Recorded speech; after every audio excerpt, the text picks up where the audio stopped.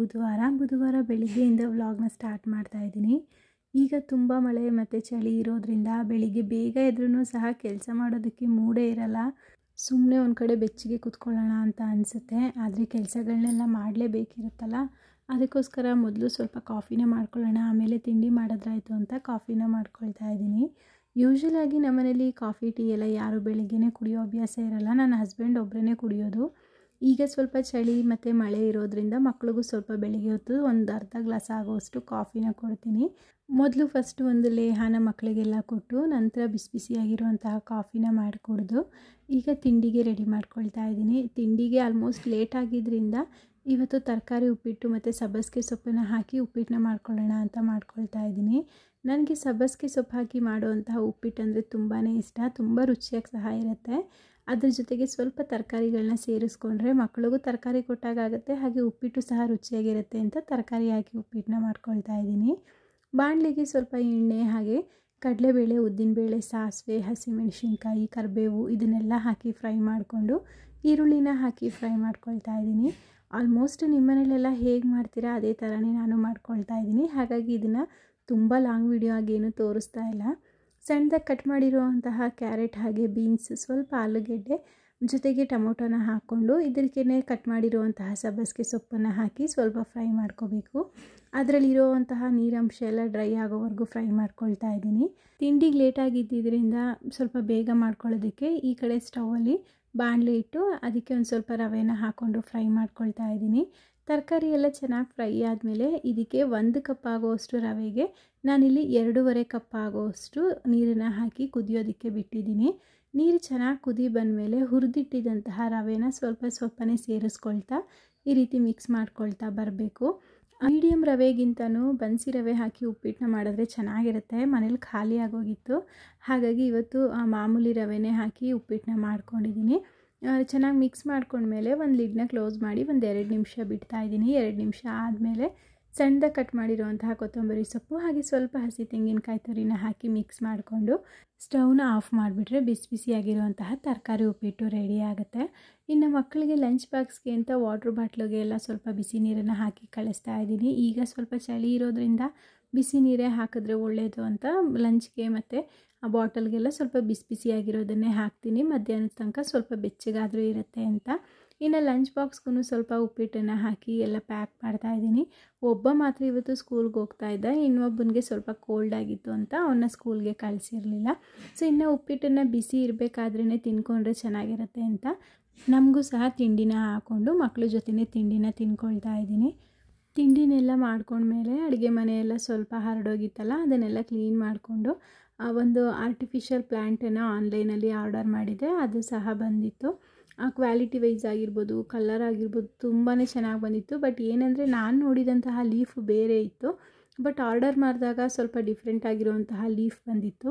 ಇದನ್ನು return option ಇದ್ರೂ ನಾನು ರಿಟರ್ನ್ ಮಾಡಲಿಲ್ಲ, ಯಾಕೆಂದರೆ ಇದೇ ನೋಡೋದಕ್ಕೆ ಸ್ವಲ್ಪ ಬಾಳೆ ಎಲೆ ಥರ ಚೆನ್ನಾಗಿ ಕಾಣಿಸ್ತಾ ಇತ್ತು ಅಂತ ರಿಟರ್ನ್ ಏನು ಮಾಡಲಿಕ್ಕೆ ಹೋಗಲಿಲ್ಲ. ಇದಕ್ಕೆ ಒಂದು ಈ ರೀತಿ ಸ್ಟಿಕ್ಕನ್ನು ಕೊಟ್ಟಿರ್ತಾರೆ. ನಮ್ಗೆ ಯಾವ ರೀತಿಯಾಗಿ ಬೇಕು ಆ ರೀತಿಯಾಗಿ ಇದನ್ನು ಬೆಂಡ್ ಮಾಡಿಕೊಂಡು ಹೇಗೆ ಬೇಕು ಆ ಥರ ಅರೇಂಜ್ ಮಾಡ್ಕೋಬೋದು. ನಾನು ಮಾಡಿದಂತಹ ಲೀಫ್ ಬಂದು ವಿ ಶೇಪಲ್ಲಿತ್ತು, ಬಟ್ ಇದು ಸೇಮ್ ಚಿಕ್ಕದಾಗಿರುವಂತಹ ಬಾಳೆ ಎಲೆ ಎಲ್ಲ ಯಾವ ಥರ ಕಾಣುತ್ತೆ ಸಡನ್ನಾಗಿ ಅದೇ ಥರ ಕಾಣಿಸ್ತಾ ಇತ್ತು. ಅದಕ್ಕೋಸ್ಕರ ಇದನ್ನೇ ಇಟ್ಕೊಂಡೆ. ಇದಕ್ಕೆ ಕಡ್ಡಿಗೆ ಈ ರೀತಿಯಾಗಿ ಇದನ್ನೆಲ್ಲ ಒಂದಕ್ಕೊಂದು ಯಾವ ಥರ ಬೇಕು ಆ ಥರ ಅರೇಂಜ್ ಮಾಡ್ಕೊಳ್ಳೋದಷ್ಟೇ. ಕ್ವಾಲಿಟಿ ವೈಸ್ ಇರ್ಬೋದು, ಕಲರ್ ಇರ್ಬೋದು ತುಂಬಾ ಚೆನ್ನಾಗಿ ಬಂದಿತ್ತು. ಇದ್ರದ್ದು ಏನಾದರೂ ಲಿಂಕ್ ಬೇಕಿದ್ದರೆ ಡಿಸ್ಕ್ರಿಪ್ಷನಲ್ಲಿ ಹಾಕಿರ್ತೀನಿ, ಹೋಗಿ ಚೆಕ್ಔಟ್ ಮಾಡಿ. ಇನ್ನು ತಿಂಡಿ ಮಾಡ್ತಾನೆ ಮಿಷಿನ್ ಎಲ್ಲ ಆನ್ ಮಾಡ್ಕೊಂಡಿದ್ದೆ. ಈಗ ಮೋಡ ಇರೋದ್ರಿಂದ ಬಟ್ಟೆ ಒಣಗಿಸೋದಕ್ಕೆ ಕಷ್ಟ ಆಗುತ್ತೆ ಅಂತ ಅವತ್ತೇ ಬಟ್ಟೆಗಳನ್ನ ಹಾಕಿ ಒಣಗಿಸಿ ಇಟ್ಕೊಳ್ತೀನಿ. ಅಲ್ಲದೆ ಬೆಳಿಗ್ಗೆನೇ ಬಟ್ಟೆ ಹಾಕಿಬಿಟ್ರೆ ಒಂದು 12:30 1 ಗಂಟೆ ತನಕ ಬಟ್ಟೆಗಳು ಒಣಗೋಗುತ್ತೆ. ಇನ್ನು ಲೇಟ್ ಆಗೋದ್ರಂತೂ ಮಳೆಯಲ್ಲಿ ಒದ್ದೆ ಆಗಿ ಮತ್ತೆ ಒಂದು ಸಲ ಅದನ್ನು ತೆಗೆದು ಮಾಡಿ ಹಾಕಬೇಕು. ಅದಕ್ಕೋಸ್ಕರ ಬೇಗನೆ ಬಟ್ಟೆನ ಹಾಕಿಬಿಡ್ತೀನಿ. ಈ ಬಟ್ಟೆ ಎಲ್ಲ ಒಗೆದ್ಬಿಟ್ಟು ಬಂದು ಅಡುಗೆ ಮಾಡೋಣ ಅನ್ನೋಷ್ಟರಲ್ಲಿ ಇಮಿಡಿಯೇಟಾಗಿ ಒಂದು ಆರ್ಡರ್ ಬಂದಿತ್ತು. ಅದು ಇವತ್ತೇ ಕೊರಿಯರ್ ಆಗಬೇಕಿತ್ತು. ಅದು ಕೂಡ 10 ನಿಮಿಷ ಮಾತ್ರ ಟೈಮ್ ಕೊಟ್ಟಿದ್ರು. ಅದಕ್ಕೋಸ್ಕರ ಬಂದಿದ್ದ ಆರ್ಡರ್ನ ಫಸ್ಟ್ ಮುಗಿಸಿ ನಂತರ ಬೇರೆ ಕೆಲಸಗಳನ್ನ ಮಾಡ್ಕೋಬೋದು ಅಂತ ಆರ್ಡರ್ನೆಲ್ಲ ಪ್ಯಾಕ್ ಮಾಡಿ ಇಟ್ಕೊಳ್ತಾ ಇದ್ದೀವಿ. ಕೆಲವೊಬ್ಬರು ಪೋರ್ಟರ್ನ ಮಾಡಿ ಅಂತ ಹೇಳ್ತೀರಾ. ಪೋರ್ಟರ್ ಆದರೆ ತುಂಬ ದೂರ ಇರೋ ಕಡೆಗೆ ಶಿಪ್ಪಿಂಗ್ ಚಾರ್ಜ್ ಜಾಸ್ತಿ ಆಗುತ್ತೆ. ಅದರ ಜೊತೆಗೆ ಏನಂದರೆ ಪೋರ್ಟರ್ ನಿಮಗೆ ಇನ್ನೂ ಜಾಸ್ತಿ ಬರುತ್ತೆ. ರ್ಯಾಪಿಡೋ ಆದರೆ ಸ್ವಲ್ಪ ಕಡಿಮೆ ಆಗುತ್ತೆ ಅಂತ ನಾನು ಯಾವಾಗಲೂ ರ್ಯಾಪಿಡೋನೇ ಆರ್ಡರ್ ಮಾಡಿ ಕೊಡ್ತೀನಿ. ಇನ್ನು ಕೊರಿಯರ್ನೆಲ್ಲ ಪ್ಯಾಕಿಂಗ್ ಮಾಡಿ ಕಳಿಸಿದ್ದಾಯಿತು. ಇದನ್ನೆಲ್ಲ ಮಾಡಿ ಮುಗಿಸೋಷ್ಟರಲ್ಲೇ ಆಲ್ಮೋಸ್ಟ್ 12 ಕಾಲ ಆಗ್ತಾ ಬಂದುಬಿಟ್ಟಿತ್ತು. ಈಗ ಮಧ್ಯಾಹ್ನದ ಅಡುಗೆಗೆ ಅಂತ ಪ್ರಾನ್ ಮತ್ತು ಮಟನ್ನ ತಂದಿದ್ರು. ಯಾಕೆ ಅಂದರೆ ಇನ್ನು ನೆಕ್ಸ್ಟ್ ಶ್ರಾವಣ ಸ್ಟಾರ್ಟ್ ಆಗಿಬಿಟ್ರೆ 1 ಮಂತ್ ಶ್ರಾವಣದಲ್ಲಿ ನಾವು ನಾನ್ ವೆಜ್ ತಿನ್ನೋದಿಲ್ಲ. ಹಾಗಾಗಿ ಇವತ್ತು ಮಾಡಿಬಿಟ್ರೆ ಸರಿ ಹೋಗುತ್ತೆ ಅಂತ ಪ್ರಾನ್ ಮತ್ತು ಮಟನ್ನ ತಂದಿದ್ರಲ್ಲ, ಅದರಲ್ಲಿ ಪ್ರಾನ್ ಫ್ರೈನ ಮಾಡ್ಕೊಳ್ತಾ ಇದ್ದೀನಿ. ಮೊದಲು ಪ್ರಾನ್ನ ನೆನೆ ಹಾಕಿಬಿಟ್ರೆ ಆಮೇಲೆ ಅಡುಗೆ ಮಾಡ್ಕೋಬೋದು ಅಂತ ತೊಳೆದಿರುವಂತಹ ಪ್ರಾನ್ನ ಒಂದು ಬೌಲ್ಗೆ ಹಾಕ್ಕೊಂಡು ಅದಕ್ಕೆ 1 ಸ್ಪೂನ್ ಆಗುವಷ್ಟು ಚಿಲ್ಲಿ ಪೌಡರ್, ಹಾಗೆ ಒಂದು ಸ್ವಲ್ಪ ಧನಿಯಾ ಪುಡಿ, ಒಂದು ಸ್ವಲ್ಪ ಗರಂ ಮಸಾಲ ಪುಡಿನ ಹಾಕ್ಕೊಳ್ತಾ ಇದ್ದೀನಿ. ಇದ್ರ ಜೊತೆಗೇ ಒಂದು ಸ್ವಲ್ಪ ಮೆಣಸಿನ ಪುಡಿನ ಸಹ ಹಾಕ್ಕೋಬೇಕು. ಖಾರ ಜಾಸ್ತಿ ಇಷ್ಟಪಡೋರು ಮೆಣಸಿನ ಪುಡಿನ ಇನ್ನೂ ಸ್ವಲ್ಪ ಜಾಸ್ತಿ ಹಾಕ್ಕೋಬೋದು. ನಾನಿಲ್ಲಿ ಸ್ವಲ್ಪ ಖಾರ ಜಾಸ್ತಿನೇ ಹಾಕ್ಕೊಂಡಿದ್ದೀನಿ. 1/4 ಟೀ ಸ್ಪೂನ್ ಆಗುವಷ್ಟು ಅರಿಶಿನ ಪುಡಿ, ರುಚಿಗೆ ಎಷ್ಟು ಬೇಕೋ ಅಷ್ಟು ಉಪ್ಪನ್ನು ಹಾಕ್ಕೊಳ್ತಾ ಇದ್ದೀನಿ. ಪ್ರಾನನ್ನು ಚೆನ್ನಾಗಿ ತೊಳೆದು ಅದರಲ್ಲಿರುವಂತಹ ನೀರನ್ನೆಲ್ಲ ನೀಟಾಗಿ ತೆಗೆದು ಇಟ್ಕೊಂಡ್ರೆ ನಮಗೆ ಫ್ರೈ ಮಾಡೋದಕ್ಕೆ ಸುಲಭ ಆಗುತ್ತೆ. ಹಾಗೆ ಪ್ರಾನ್ ಫ್ರೈ ಮಾಡಿದಾಗ ಸ್ವಲ್ಪ ಕ್ರಿಸ್ಪಿಯಾಗಿ ಚೆನ್ನಾಗಿ ಬರಬೇಕಂತ 1 ಸ್ಪೂನ್ ಆಗೋವಷ್ಟು ಇಲ್ಲಿ ನಾನು ಕಾರ್ನ್ಫ್ಲೋರನ್ನು ಹಾಕಿ ಮಿಕ್ಸ್ ಮಾಡ್ಕೊಳ್ತಾ ಇದ್ದೀನಿ.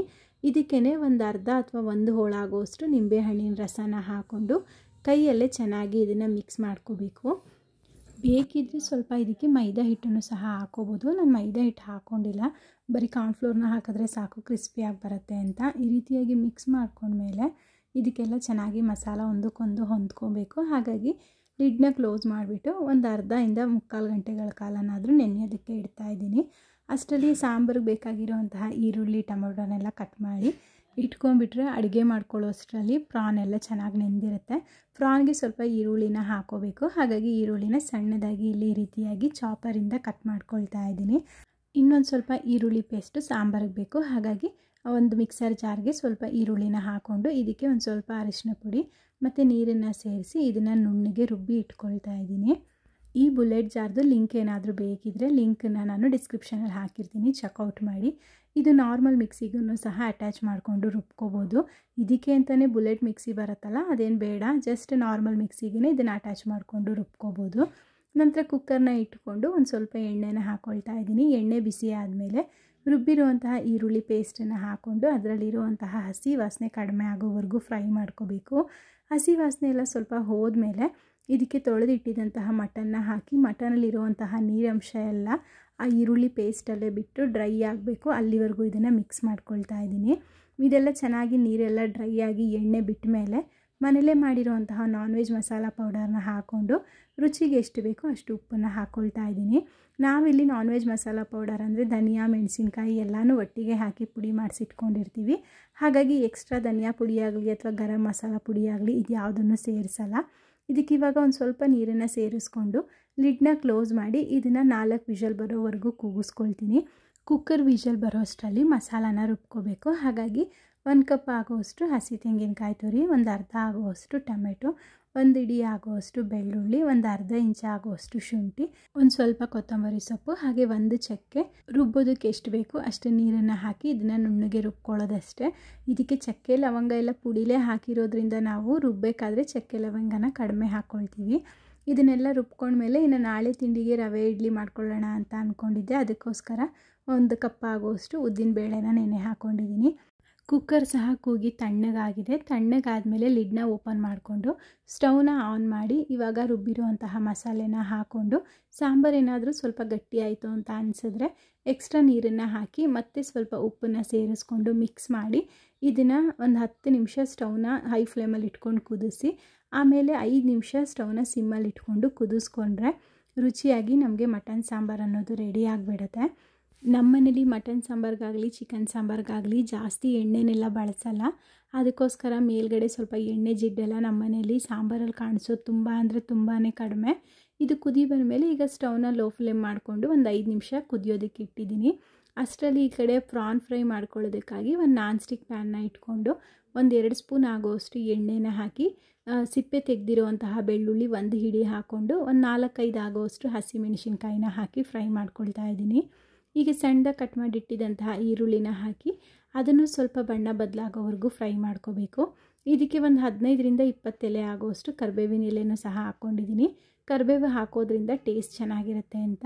ಇವಾಗ ನೆನೆಸಿಟ್ಟಿದ್ದಂತಹ ಪ್ರಾನ್ನ ಹಾಕ್ಕೊಂಡು ಇದನ್ನು ಚೆನ್ನಾಗಿ ಮಿಕ್ಸ್ ಮಾಡ್ಕೊಳ್ತಾ ಬರಬೇಕು. ಪ್ರಾನ್ ಹಾಕಿದ ತಕ್ಷಣ ಬಣ್ಣನೂ ಬದಲಾಗುತ್ತೆ, ಹಾಗೆ ಅದರಲ್ಲಿರುವಂತಹ ನೀರಂಶನೂ ಸಹ ಬಿಡ್ತಾ ಬರುತ್ತೆ. ಅದರಲ್ಲಿರುವಂತಹ ನೀರಂಶ ಎಲ್ಲ ಬಿಡೋವರೆಗೂ ಇದನ್ನು ಈ ರೀತಿ ಚೆನ್ನಾಗಿ ಫ್ರೈ ಮಾಡ್ಕೊಳ್ತಾ ಮಿಕ್ಸ್ ಮಾಡ್ಕೊಳ್ತಾ ಬರಬೇಕು. ಸ್ಟವ್ನ ಮೀಡಿಯಮ್ ಫ್ಲೇಮಲ್ಲಿ ಇಟ್ಕೊಳ್ಳಿ. ತುಂಬ ಹೈ ಫ್ಲೇಮು ಬೇಡ, ಹಾಗೆ ತುಂಬ ಲೋ ಫ್ಲೇಮಲ್ಲೂ ಇಡಬಾರ್ದು. ಈ ರೀತಿ ಮೀಡಿಯಮ್ ಫ್ಲೇಮಲ್ಲಿ ಇಟ್ಕೊಂಡು ಪ್ರಾನ್ನೆಲ್ಲ ಚೆನ್ನಾಗಿ ಮಿಕ್ಸ್ ಮಾಡಿ ಒಂದು ಲಿಡ್ನ ಕ್ಲೋಸ್ ಮಾಡಿಕೊಂಡು ಜಸ್ಟ್ ಒಂದು 5 ನಿಮಿಷ ಇದನ್ನು ಹಾಗೆ ಬಿಡ್ತೀನಿ ಅಷ್ಟೇ. 5 ನಿಮಿಷ ಆಗ್ತಿದ್ದಾಗೇ ಅದರಲ್ಲಿರುವಂತಹ ನೀರಂಶ ಎಲ್ಲ ಬಿಟ್ಟು ಪ್ರಾನ್ ಸ್ವಲ್ಪ ಬಣ್ಣ ಬದಲಾಗಿರುತ್ತೆ. ಇವಾಗ ಮತ್ತೆ ಒಂದು ಸಲ ಇದನ್ನು ಮಿಕ್ಸ್ ಮಾಡಿಕೊಂಡು ಇದು ಬೇಯೋದಕ್ಕೆ ಎಷ್ಟು ಬೇಕಾಗುತ್ತೆ ಅಷ್ಟು ನೀರನ್ನು ಸೇರಿಸಿ ಸ್ಟವ್ನ ಮೀಡಿಯಮ್ ಫ್ಲೇಮಲ್ಲಿ ಇಟ್ಕೊಂಡು ಒಂದು 10 ನಿಮಿಷ ಬೇಯಿಸ್ಕೊಂಡ್ರೆ ನಮಗೆ ಪ್ರಾನ್ ಮಸಾಲ ರೆಡಿ ಆಗುತ್ತೆ.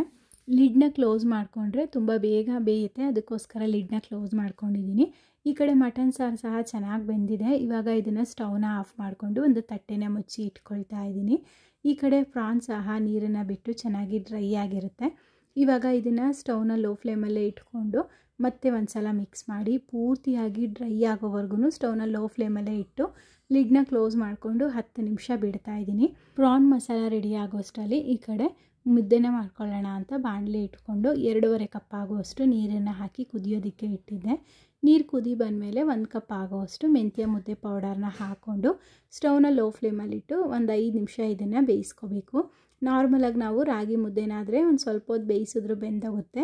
ಆದರೆ ಮೆಂತ್ಯ ಮುದ್ದೆಗೆ ಕಾಳೆಲ್ಲ ಹಾಕಿ ಮಾಡಿರೋದ್ರಿಂದ ಇದನ್ನು ಸ್ವಲ್ಪ ಜಾಸ್ತಿ ಹೊತ್ತೇ ಬೇಯಿಸ್ಕೋಬೇಕು. ಈ ರೀತಿ ನೀರೆಲ್ಲ ಮೇಲೆ ಬಂದಮೇಲೆ ಮತ್ತೆ ಸ್ಟವ್ನ ಲೋ ಫ್ಲೇಮ್ ಮಾಡಿಕೊಂಡು 10 ನಿಮಿಷ ಬೇಯಿಸಿ 10 ನಿಮಿಷದ ನಂತರ ಇದನ್ನು ಚೆನ್ನಾಗಿ ಗಂಟಿಲ್ದಿರೋ ರೀತಿ ತಿರುಗಿಸ್ಕೊಳ್ತಾ ಬರಬೇಕು. ಚೆನ್ನಾಗಿ ತಿರುಗಿಸ್ಕೊಂಡ್ಬಿಟ್ರೆ ಒಂದು ಸ್ವಲ್ಪನೂ ಸಹ ಗಂಟಾಗೋದಿಲ್ಲ, ಚೆನ್ನಾಗಾಗತ್ತೆ ಮುದ್ದೆ.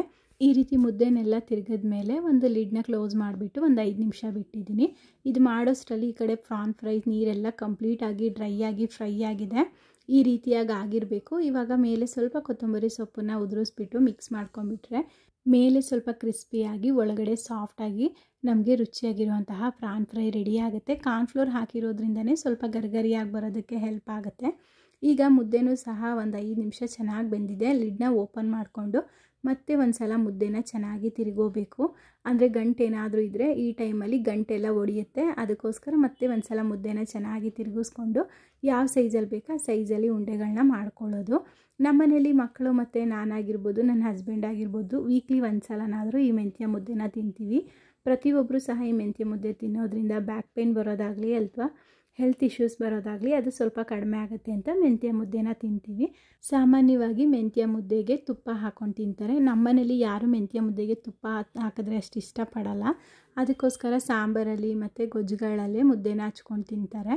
ಇನ್ನು ಊಟ ಎಲ್ಲ ಮುಗಿಸ್ಕೊಂಡ್ಮೇಲೆ ಸಂಜೆ ಸ್ವಲ್ಪ ತರಕಾರಿ ತರೋದಿತ್ತು. ಮನೆ ಹತ್ರ ಇರುವಂತಹ ತರಕಾರಿ ಅಂಗಡಿಗೆ ಹೋಗಿ ತರಕಾರಿಗಳನ್ನೆಲ್ಲ ತೊಗೊಂಡು ಬಂದು ಇನ್ನು ಸಂಜೆ ಪ್ರತಿಯೊಂದು ಲೈಟನ್ನು ಸಹ ಆನ್ ಮಾಡ್ಕೊಳ್ತೀನಿ. ನನಗೆ ಈ ರೀತಿ ಸ್ವಲ್ಪ ಮನೇಲಿ ಲೈಟ್ಗಳೆಲ್ಲ ಜಾಸ್ತಿ ಹಾಕ್ಕೊಂಡಿದ್ರೆ ಇಷ್ಟ ಆಗುತ್ತೆ. ಅದಕ್ಕೋಸ್ಕರ ಸಂಜೆ ಸಮಯದಲ್ಲಿ ಎಷ್ಟು ಲೈಟ್ಗಳಿರುತ್ತೆ ಅದನ್ನೆಲ್ಲ ಆನ್ ಮಾಡಿ ಇಟ್ಕೊಳ್ತೀನಿ. ಇನ್ನು ಇವತ್ತು ತರಕಾರಿ ತರೋದಕ್ಕೆ ಹೋಗಿದ್ದಾಗ ಬಿದಿರು ಕಳಲೆ ಸಿಕ್ತು. ತುಂಬ ಅಪರೂಪ ಇದು ನಮಗೆ ಬೆಂಗಳೂರಲ್ಲಿ ಸಿಕ್ಕೋದು. ಮಲೆನಾಡು ಸೈಡ್ ಆದರೆ ತುಂಬ ಕಡೆ ಸಿಗುತ್ತೆ ಅಂತ ಹೇಳ್ತಾರೆ. ಬಟ್ ಇಲ್ಲೇನಂದರೆ ತುಂಬ ಕಡಿಮೆ ಸಿಗೋದು. ಇವತ್ತು ಸಿಕ್ತು ಅಂತ ಅದನ್ನು ತಗೊಂಡು ಬಂದು ಇನ್ನು ತರಕಾರಿಗಳನ್ನೆಲ್ಲ ಎತ್ತಿಟ್ಟು ಆ ಬಿದಿರು ಕಳ್ಳೆನೂ ಸಹ ಕಟ್ ಮಾಡಿ ನೀರಿಗೆ ಹಾಕಿ ಇಟ್ಕೊಂಡೆ. ಇನ್ನು ಬರ್ತಾ ಹೂವು ಸ್ವಲ್ಪ ಕಡಿಮೆ ಅಂತ ಅನ್ನಿಸ್ತು. ಅದಕ್ಕೋಸ್ಕರ ಗುಲಾಬಿ ಮತ್ತು ಸೇವಂತಿಗೆ ಹೂವನ್ನು ತಗೊಂಡು ಬಂದು ಇನ್ನು ನಾಳೆ ಶ್ರಾವಣ ಅಮಾವಾಸ್ಯೆ ಇರೋದ್ರಿಂದ ದೇವ್ರಿಗೆ ಹಾರ ಹಾಕ್ಕೊಳ್ಳೋಣ ಅಂತ ಹೂವನ್ನೆಲ್ಲ ಪೋಣಿಸಿ ಇಟ್ಕೊಳ್ತಾ ಇದ್ದೀನಿ. ಹೂವನ್ನೆಲ್ಲ ಪೋಣಿಸಿ ಫ್ರಿಜ್ಜಲ್ಲಿ ಎತ್ತಿಟ್ಕೊಂಡ್ಮೇಲೆ ಇನ್ನು ಸಂಜೆ ಕೆಲಸ ಅಂತ ಏನಿರಲ್ಲ. ಮನೆ ಕೆಲಸದವ್ರು ಬರ್ತಾರೆ, ಅವರೇ ಪಾತ್ರೆ ಎಲ್ಲ ತೊಳೆದು ಕಸ ಎಲ್ಲ ಗುಡಿಸಿ ಹೋಗೋದ್ರಿಂದ ಇನ್ನು ಕಾಫಿ ಟೀ ಮಾಡೋದಿರ್ಬೋದು ಅಥವಾ ನಾನು ಎಡಿಟಿಂಗ್ ಕೆಲಸಗಳಿರ್ಬೋದು ಅಥವಾ ಸಿಸ್ಟಮ್ ಕೆಲಸ ಇರ್ಬೋದು ಅದನ್ನು ಮಾಡ್ಕೊಳ್ತೀನಿ. ಎಣ್ಣೆ ಎಲ್ಲ ಖಾಲಿ ಆಗಿದ್ದರಿಂದ ಅದನ್ನು ಸಹ ರೀಫಿಲ್ ಮಾಡಿಕೊಂಡು ಸಾಲ್ಟ್ ಎಲ್ಲ ಸ್ವಲ್ಪ ಖಾಲಿಯಾಗಿತ್ತು ಅದನ್ನು ಸಹ ಫಿಲ್ ಮಾಡಿ ಇಟ್ಕೊಂಡೆ. ಇನ್ನು ಇಡ್ಲಿಗೆ ನೆನೆಸಿದಂತಹ ಉದ್ದಿನ ಬೇಳೆನ ರುಬ್ಕೊಳ್ತಾ ಇದ್ದೀನಿ. ರವೆ ಇಡ್ಲಿ ಮಾಡೋದಾದರೆ ಕೆಲವೊಬ್ಬರು ಸೋಡಾನ ಹಾಕ್ಕೊಳ್ತಾರೆ. ಸೋಡಾ ಹಾಕೋದಾದರೆ ಉದ್ದಿನಬೇಳೆ ಹಾಕೋಂತಹ ಅವಶ್ಯಕತೆ ಇರಲ್ಲ, ಡೈರೆಕ್ಟಾಗಿ ಸೋಡಾನ ಹಾಕಿ ಮಾಡ್ಕೋಬೋದು. ನಾನು ಸೋಡಾ ಅಷ್ಟಾಗಿ ಯೂಸ್ ಮಾಡಲ್ಲ, ಅದಕ್ಕೋಸ್ಕರ ಉದ್ದಿನಬೇಳೆನೇ ನೆನೆ ಹಾಕ್ಕೊಂಡು ರುಬ್ಕೊಂಡು ಇವಾಗ ಅದಕ್ಕೆ ಇಡ್ಲಿ ರವೆನ ಮಿಕ್ಸ್ ಮಾಡ್ಕೊಳ್ಳೋದಕ್ಕೆ ಇಡ್ಲಿ ರವೆನ ಹಾಕ್ಕೊಳ್ತಾ ಇದ್ದೀನಿ. ಇಡ್ಲಿ ರವೆ ಹಾಕೊಂಡ್ಮೇಲೆ ಒಂದು ಸ್ವಲ್ಪ ನೀರನ್ನು ಸೇರಿಸಿ ಆ ಇಡ್ಲಿ ರವೆನ ಒಂದು ಸಲ ತೊಳ್ಕೊಬೇಕು. ಯಾಕೆ ಅಂದರೆ ಅದರಲ್ಲಿ ಧೂಳೇನಾದ್ರು ಇರುತ್ತೆ. ಅದಕ್ಕೋಸ್ಕರ ಇಡ್ಲಿ ರವೆನೆಲ್ಲ ಈ ರೀತಿಯಾಗಿ ನೀರೊಳಗೆ ಹಾಕಿ ಅದರಲ್ಲಿರುವಂತಹ ಎಕ್ಸ್ಟ್ರಾ ನೀರನ್ನೆಲ್ಲ ಸ್ಕ್ವೀಸ್ ಮಾಡಿಕೊಂಡು ಬೇರೆ ಪಾತ್ರೆಗೆ ಹಾಕ್ಕೊಳ್ತಾ ಇದ್ದೀನಿ. ಕೆಲವೊಬ್ಬರು ಇಡ್ಲಿ ರವೆನ ತೊಳೆಯೋದಿಲ್ಲ, ಹಾಗೇನೂ ಮಾಡ್ಕೋಬೋದು. ಅದು ನನಗೆ ಸ್ವಲ್ಪ ಧೂಳೇನಾದರೂ ಇದ್ದರೆ ಅಂತ ಒಂದು ಸಲ ಇಡ್ಲಿ ರವೆನೆಲ್ಲ ತೊಳೆದು ಇಟ್ಕೊಳ್ತೀನಿ ಅಷ್ಟೇ. ಇದಕ್ಕೆ ಇವಾಗ ರುಬ್ಬಿಟ್ಟಿದಂತಹ ಉದ್ದಿನಬೇಳೆ ಪೇಸ್ಟನ್ನು ಹಾಕ್ಕೊಂಡು ಒಂದು ಸ್ವಲ್ಪ ನೀರನ್ನು ಸೇರಿಸಿ ಇದನ್ನು ಚೆನ್ನಾಗಿ ಮಿಕ್ಸ್ ಮಾಡ್ಕೋಬೇಕು.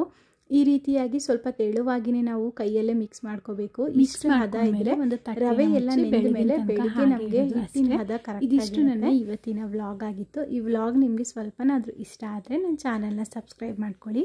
ಹಾಗೆ ಒಂದು ಲೈಕ್ ಮಾಡಿ, ನಿಮ್ಮ ಫ್ಯಾಮಿಲಿ ಫ್ರೆಂಡ್ಸ್ಗೆಲ್ಲ ಶೇರ್ ಮಾಡಿ. ನಾಳೆ ಮತ್ತೆ ಹೊಸ ವಿಡಿಯೋ ಹೊಸ ವ್ಲಾಗ್ ಜೊತೆ ಸಿಗೋಣ.